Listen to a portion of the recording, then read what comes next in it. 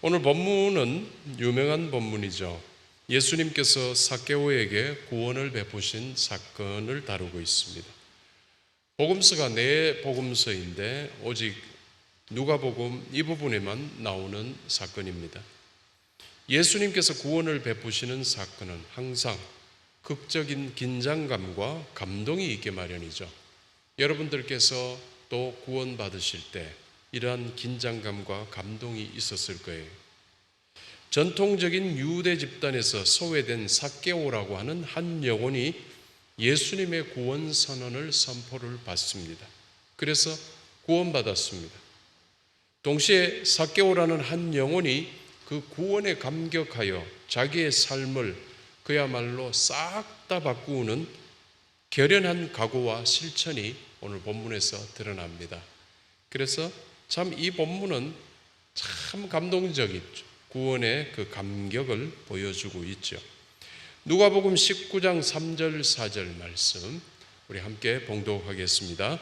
그가 예수께서 어떠한 사람인가 하여 보고자 하되 키가 작고 사람이 많아 할 수 없어 앞으로 달려가서 보기 위하여 돌무화과 나무에 올라가니 이는 예수께서 그리로 지나가시게 되밀어라.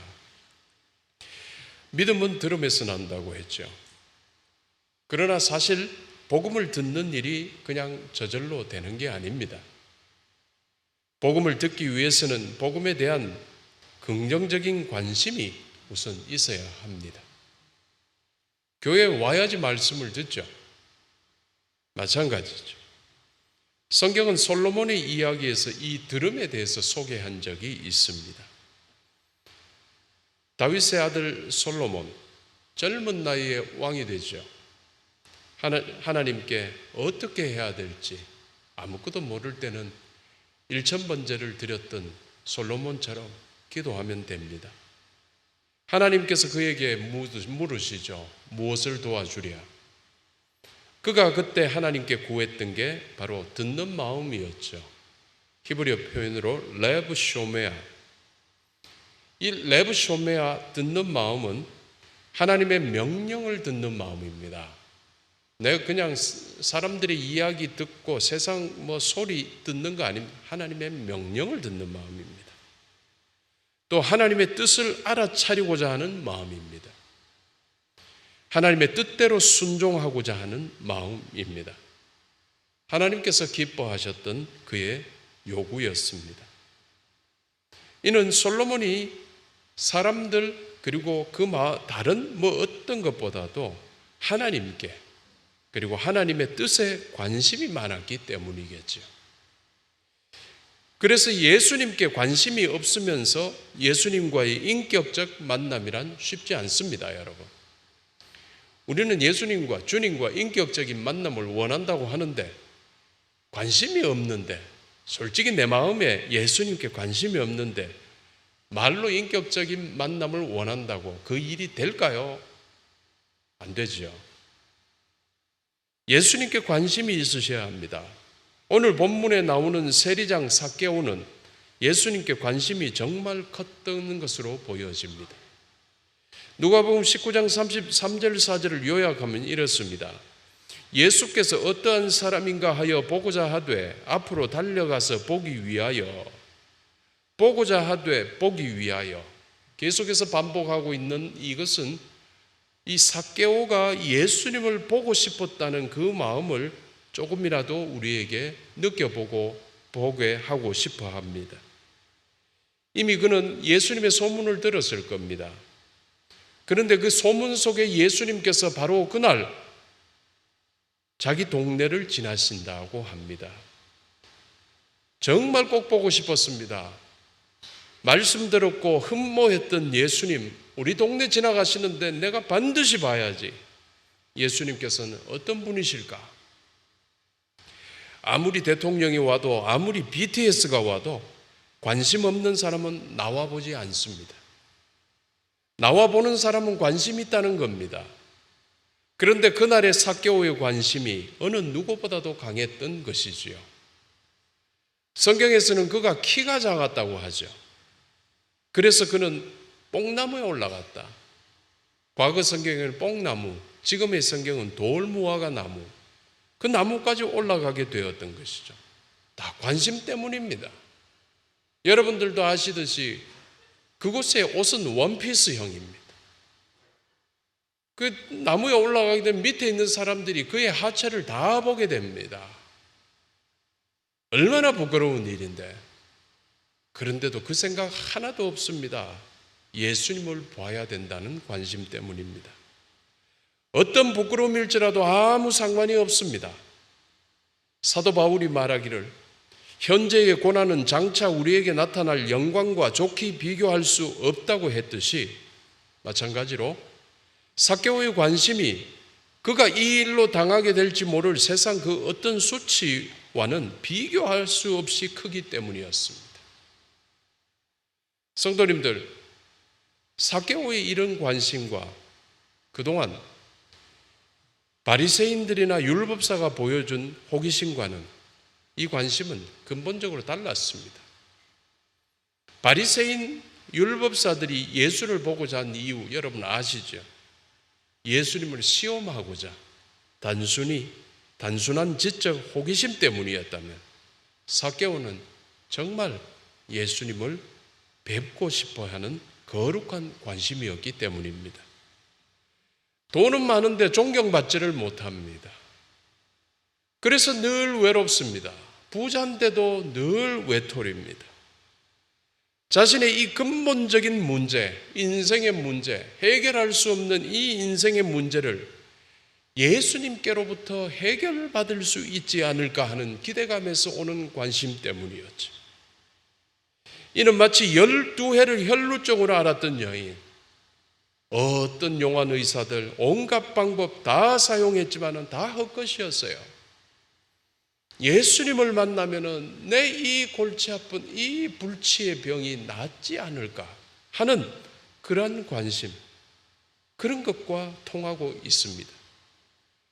성도님들, 여러분도 예수님을 향한 거룩한 관심에 더욱 집중하시는 축복된 성도들 되시기를 주님의 이름으로 축원합니다.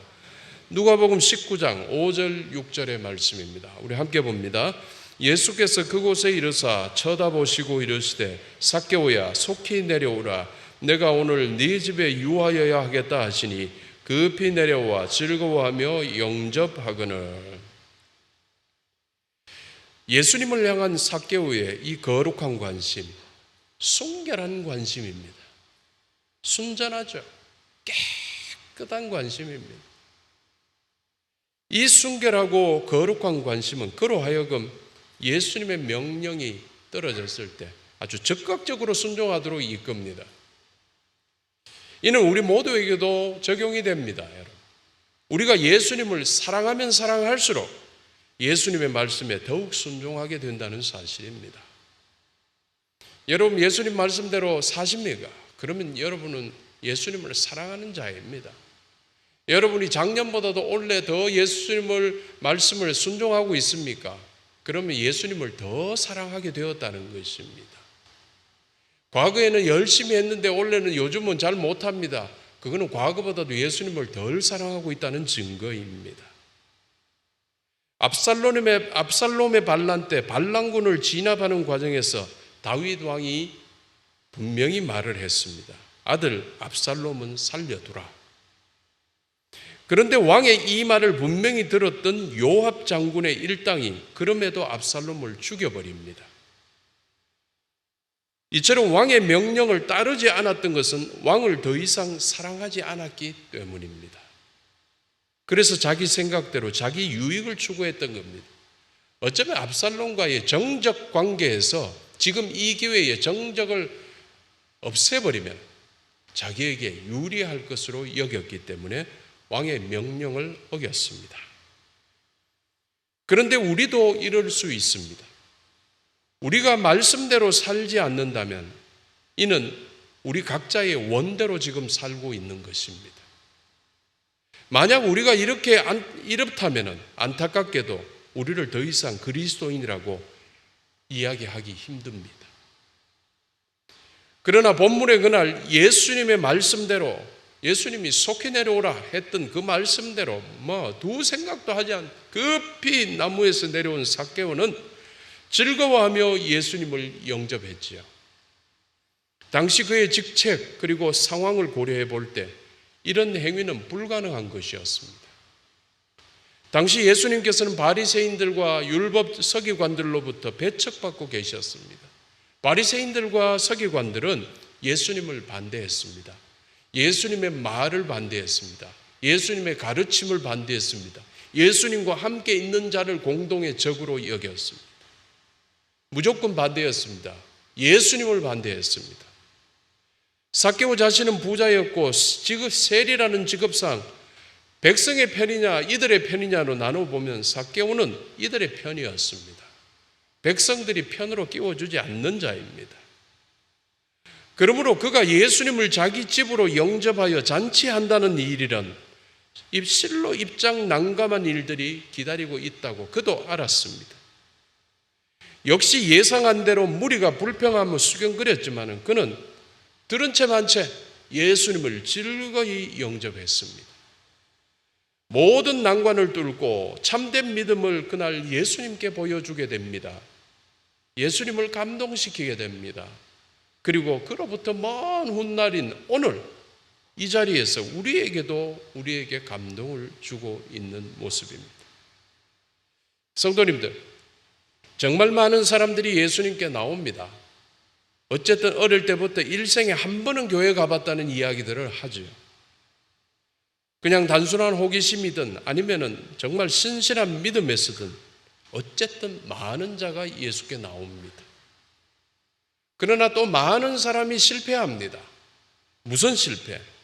예수님을 자신의 구주로 고백하는 것에서의 실패. 그리고 예수님을 자신의 구주로 영접하는 것에서의 실패를 하게 됩니다. 성공하신 여러분 축하합니다. 씨 뿌리는 비유를 통해서 우리 예수님께서도 말씀하신 적이 있지요. 마태복음 13장 3절에서 7절을 제가 요약해서 읽겠습니다. 씨를 뿌리는 자가 뿌리러 나가서 뿌릴새 더러는 길가에 떨어짐에 새들이 와서 먹어버렸고 더러는 흙이 얕은 돌밭에 떨어짐에 흙이 깊지 아니하므로 곧 싹이 나오나 해가 돋은 후에 타서 뿌리가 없으므로 말랐고 더러는 가시떨기 위에 떨어짐에 가시가 자라서 기운을 막았고 했습니다. 예수 앞에 나왔지만은 예수를 구주로 고백하지 못하고 영접하지 못한 경우들의 바티입니다.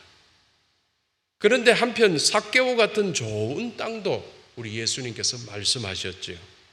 마태복음 13장 8절 9절 우리 함께 봉독합니다. 들어는 좋은 땅에 떨어짐에 어떤 것은 100배, 어떤 것은 60배, 어떤 것은 30배의 결실을 하였느니라. 귀 있는 자는 들어라. 여기서 예수님께서는 귀 있는 자는 들어라 하셨습니다. 듣는 마음에 귀가 열린 자는 들어라. 거룩한 관심을 가진 자는 하나님의 뜻을 알아차리라. 거룩한 관심으로 마음이 열린 자는 하나님의 뜻대로 순종하라는 뜻 아니겠습니까? 들을 귀 있는 성도들 되시기를 주님의 이름으로 축원합니다. 누가복음 19장 8절 9절 읽겠습니다. 삭개오가 서서 주께 여짜오되 주여 보시옵소서 내 소유의 절반을 가난한 자들에게 주겠사오며 만일 누구의 것을 속여 빼앗은 일이 있다면 네 갑절이나 갚겠나이다. 예수께서 이르시되 오늘 구원이 이 집에 이르렀으니 이 사람도 아브라함의 자손이미로다. 그날 예수님의 구원을 접한 삭개오는 자기가 예측하지 못한 상상도 하지 못할 기쁨을 맞이하게 됩니다. 그 기쁨이 얼마나 컸든지 그의 삶에서 구체적인 실천으로 표출되게 됩니다. 그래서 말씀대로의 실천은 그가 구원받았다는 분명한 증거가 되었습니다. 그는 자기 소유의 절반을 가난한 자들을 위해서 딱 2분의 1을 내놓습니다. 그리고 또 남은 2분의 1에서 남을 속여서 빼앗은 것이 있다면 참회하는 마음으로 4배로 되갚겠나라고 약속을 하게 됩니다. 선포합니다. 남을 속여 빼앗은 것을 이전 성경에서는 토색한 것이라고 표현했습니다. 본래 구약 율법에 따르자면 토색한 자는 그 본래 물건을 돌려주면서 그 본래 물건의 5분의 1을 더하여서 배상해야 됐습니다. 그런데 그는 4배로 되갚겠다고 했습니다. 삭개오의 결단은 율법의 요구를 초월한 실로 파격적인 것이었죠. 어쩌면 2분의 1을 내놓고 2분의 1로 토색한 것을 4배로 갚다 보면은 자기 재산 다 나가고 어쩌면 대출을 받아야 될지 모릅니다. 그렇게 되더라도 이 모든 일에서 해방되고 싶습니다. 너무나도 철저히 회개하기 원했기 때문입니다. 분명 그는 구원의 감격과 예수님께서 펼치신 지금 자기 집으로 오신 그 하나님이신 예수님의 그 의로움에 지금 압도되었습니다. 그래서 자발적이고도 공개적으로 자기도 이 의로움에 예수님과 함께하는 이 하늘 잔치에 동참하면서 살고자 결단했습니다. 하나님 나라를 살아갈 때 그에게 있었던 재물은 아무 의미가 없었기 때문입니다.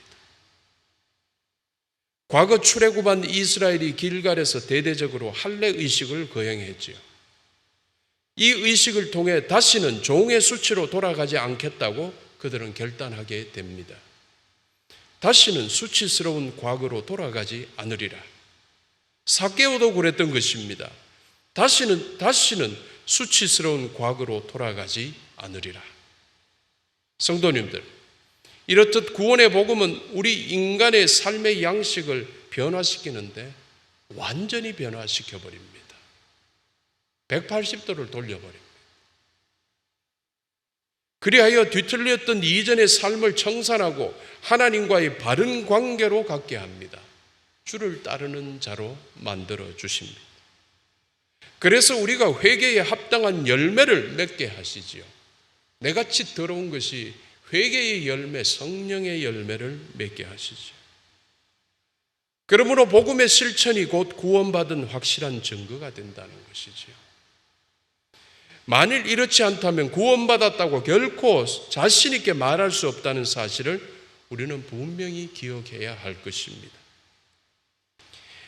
지난 8일 발생한 모로코 강진, 희생자가 크게 늘고 있습니다. 6.8이라고 합니다. 6.8은 굉장히 큰 지진이죠. 지금 소식이 계속 나오는데 계속 사상자가 늘어나고 있죠. 우리 교회에서 선교 협력하는 사가랴 엘리사벳 선교사는 무탈하다고 연락을 받았습니다. 여러분, 모로코를 위해서도 기도해 주시기 바랍니다. 결론을 맺습니다. 성도님들, 콩 심은 데 콩 나고 팥 심은 데 팥 난다고 하지요. 이 말은 무슨 말입니까? 지금 콩이 열리면 과거에 콩을 심은 것이 확실한다는 겁니다. 지금 팥이 열리면 과거에 팥을 심은 것이 확실하다는 의미지요. 마찬가지로 어떤 나무의 종류와 상태는 그 맺는 열매를 보고 판별하게 되고, 어떤 샘은 그 내는 물로서 그 샘이 좋은 샘인지 아니면 나쁜 샘인지를 평가받게 되지요. 성도님들, 여러분의 인생은 복음 실천의 열매가 열렸습니까? 풍성이 열렸는지요? 스스로를 돌아보며 이 열매 맺기를 힘쓸 때 우리가 구원받았음이 확실합니다. 구원의 확신이 더욱 충만한 성도들 되시기를 주님의 이름으로 축원합니다. 기도하겠습니다.